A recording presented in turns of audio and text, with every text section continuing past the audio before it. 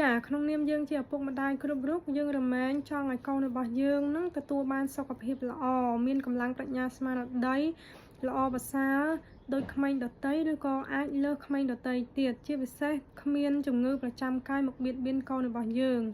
ហើយនៅក្នុងការចិញ្ចឹមកូននៅផងដែរយើងរមែងស្វែងរកចំណីអាហារណាដែលគ្មានសារធាតុគីមី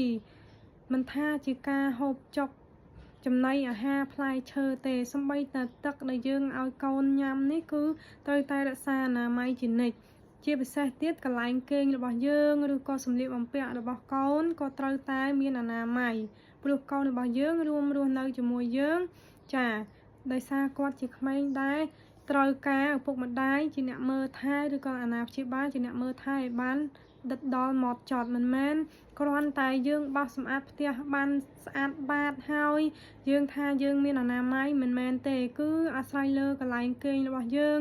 កន្លែងហូបចុករបស់យើងត្រូវសម្អាតឲ្យបានស្អាតបាតកន្លែងគេងរបស់យើងបើសិនយើងមានក្មេងតូចយើងត្រូវ5ថ្ងៃឬក៏មួយអាទិត្យយើងត្រូវដោកម្រាលពុកម្ដងឬក៏យើងមានកតេក្រាឲ្យកូនយើងអាចមានកម្រាមួយសម្រាប់ក្រាឲ្យកូនហើយយើងត្រូវឧស្សាហ៍យកទៅបោកគក់ដែរបើសិនជាយើងទុកយូរញើសដែលកូនយើងគេងនោះធ្វើឲ្យវាមានបាក់តេរីហើយបង្កទៅជាមេរោគផ្សេងឲ្យកូនយើងងាយឈឺងាយយកទៅពេទ្យរហូត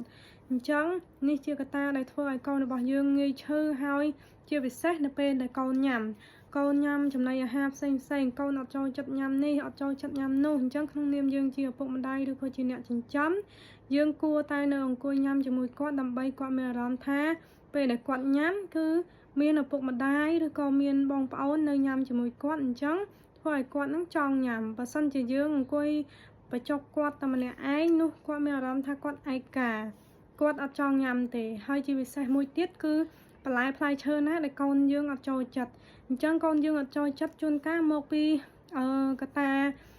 ផ្លូវចិត្តរបស់គាត់កត្តាចំណូលចិត្តរបស់គាត់ប៉ុន្តែពេលខ្លះមកពីអាណាព្យាបាលជាអ្នកឲ្យគាត់រៀនញ៉ាំមានន័យថាអ្វីដែលគាត់អត់ចូលចិត្តញ៉ាំយើងគួរតែរៀនបន្តិចម្ដងជាក់ស្ដែងបើសិនជាគាត់មិនចូលចិត្តផ្ទីអញ្ចឹងយើងគួរតែឆាឬស្ងោរឬក៏ចំអិនជាអ្វីផ្សេងយើងអាចច្នៃជាប្រហិតត្រី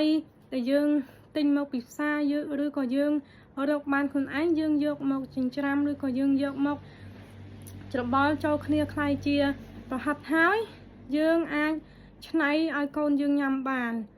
ហើយបើសិនជាគាត់អត់ចូលចិត្តយើងអាចដាក់កម្រិតតិចបានហើយស្លឹកផ្ទីហ្នឹងត្រួយផ្ទីហ្នឹងហើយបើសិនជាគាត់នៅតែអត់ចូលចិត្តទៀតយើងនៅតែព្យាយាមបន្តិចម្ដងយូរហើយយើងមិនត្រឹមតែឲ្យគាត់ញ៉ាំតែឯងទេមានន័យថាយើងនឹងជាម្ដាយគាត់អត់ទាន់ចេះញ៉ាំស្លឹកផ្ទីទៅទេអញ្ចឹងយើងលាយជាមួយត្រីឬសាច់ណាដែលគាត់ចូលចិត្តយើងលាយបន្តិចយូរយើងបរៀនគាត់ញ៉ាំថាញ៉ាំទៅធ្វើឲ្យខួរក្បាលឆ្លាតឬក៏អីផ្សេងអញ្ចឹងណាលូតកពស់ឬក៏ឆ្អឹងរឹងមាំឬក៏គាត់ចូលចិត្តអ្វីមួយយ៉ាងយើងអាចប្រៀបធៀបទៅអ្វីមួយយ៉ាងនោះដែលគាត់ចូលចិត្តហ្នឹងណាចាហើយយើងអង្គុយញ៉ាំជាមួយគាត់ជាពិសេសគឺយើងត្រូវញ៉ាំបន្លែឬក៏ផ្លែឈើ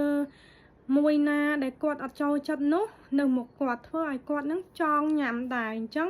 ធ្វើឲ្យគាត់លែងរើសចំណីអាហារឬក៏បន្លែមួយនោះឬក៏ផ្ទីហ្នឹង